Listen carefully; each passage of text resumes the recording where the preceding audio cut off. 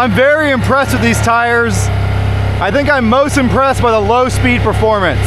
This is the only ultra deep lug tire I've run that works at low speed.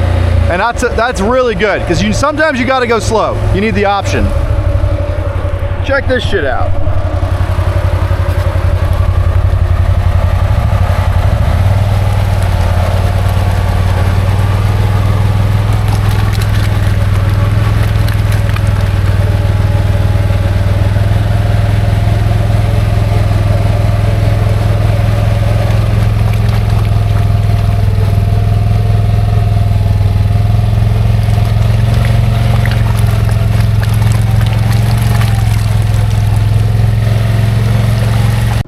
What's up, guys? First ride on the new Aztex Tires on the G3 Outlander. Super impressed with the tires. I can tell you that the big differentiator between these tires and all the other deep lug tires is the low speed performance. These things actually perform really good at low speed. I also have some Rubicon footage I'm still editing, but Honda guys, you guys are really going to like this tire, especially for deep water. They don't float. I'll try to get that footage out later this week. Sorry this audio quality sucks. I'm literally editing this in an airport in Australia because we missed our flight. So you're kind of lucky I'm getting this video out at all. All right, first time testing out the new Aztecs on something with some power. In four-wheel drive, I don't really notice them at all. Like, they feel just like a regular Aztec. Let's see if in two-wheel drive they're any different.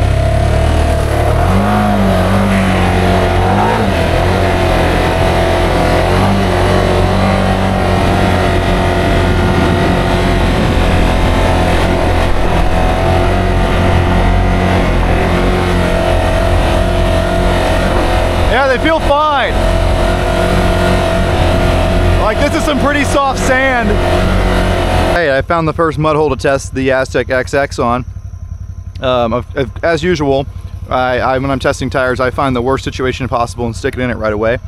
So someone's already got stuck here. You can see where they were dragging and got winched out.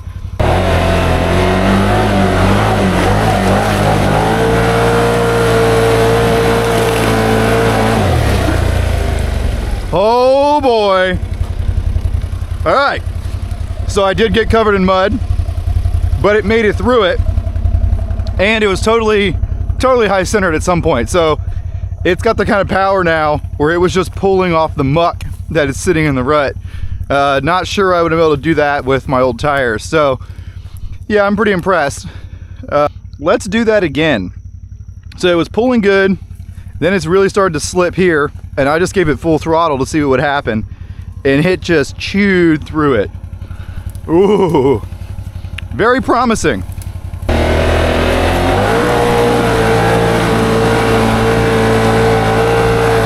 Whoa, that is badass.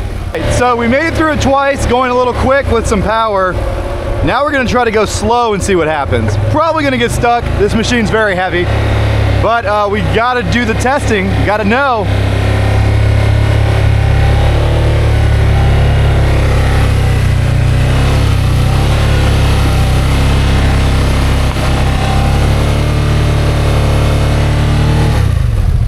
All right, so we're pretty much stuck as expected. I was going really slow. It's dragging the skid plate the entire time. Should we just floor it and see what happens? Obviously.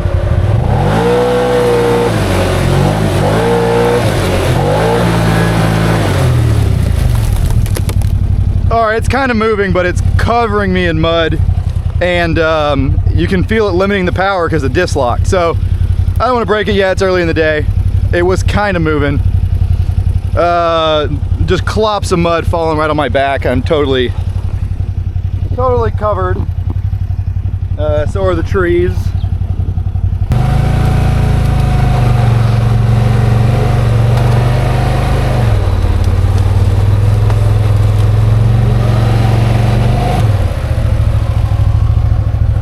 Yeah, that's a hole. We're gonna hit it hard.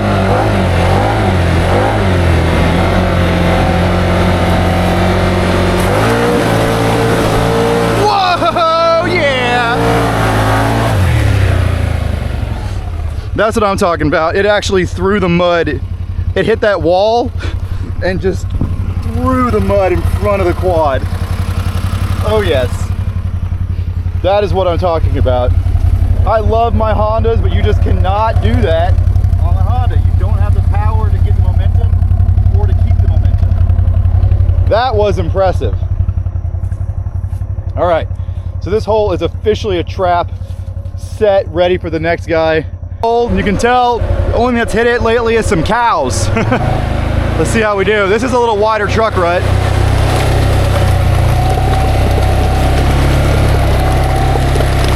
Oh, I could have idled through that. Yeah, these tires are excellent.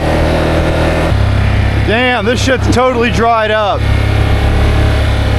These are some of my favorite holes. Lame. The pond is pretty much gone. What the heck? I'm really impressed how little they dig. A lot of real aggressive tires in this silty stuff. Just want to dig a hole.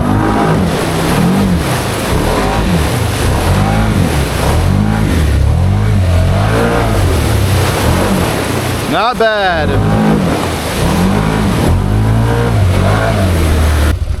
All right, let's see how they skim. So 4-wheel drive, sport mode, low range.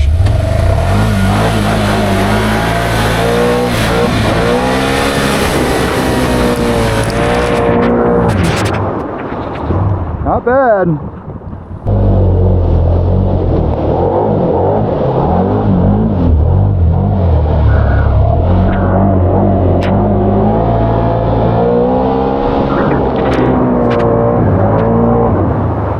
This thing stays at 8,000 RPM with a new clutching. That's freaking awesome. Yeah, the XMR 1000 clutch weights made a big difference. My revs were stuck at 7,000 before. Now I can get up to 8,000. Very, very different torque delivery with just changing the clutch weights. Busco I was skimming in low range, but just remember, those are 33s, these are 30s. So now we're gonna try that again. We're gonna do it in high range. Now we're cooking with gas.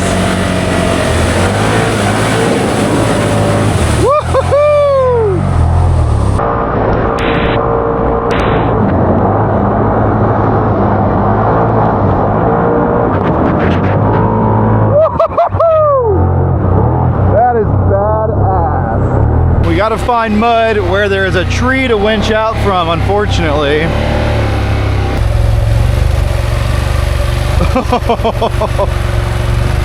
I've never seen it like this. All right, let's go for it, dude.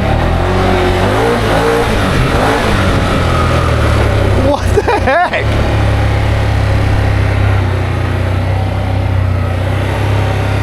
I thought for sure I'd be punching through.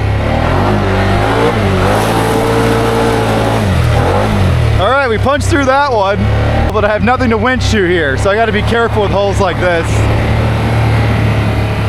But yeah, that one's nasty.